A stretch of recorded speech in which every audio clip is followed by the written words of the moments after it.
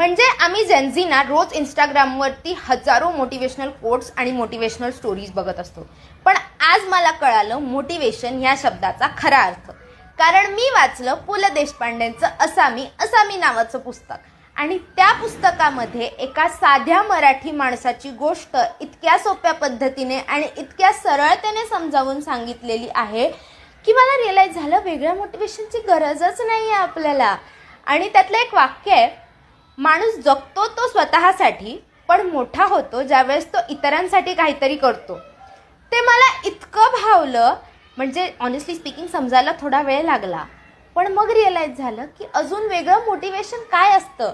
आणि जेनझीच्या भाषेत सांगायला झालं तो पु ल देशपांडे वॉज ओजी लेजंड. कारण ते उत्तम संगीतकार होते, उत्तम गायक होते, उत्तम कवी होते, उत्तम लेखक होते. अँड ट्रस्ट मी, पु ल वॉज द बेस्ट. तुम्ही पुलंचं कोणतं पुस्तक वाचलंय हे मला कमेंटमध्ये सांगा. आणि अजून मराठी हिडन ओजी लेजंड्सची नावं सुद्धा. Until next time, keep growing, keep shining.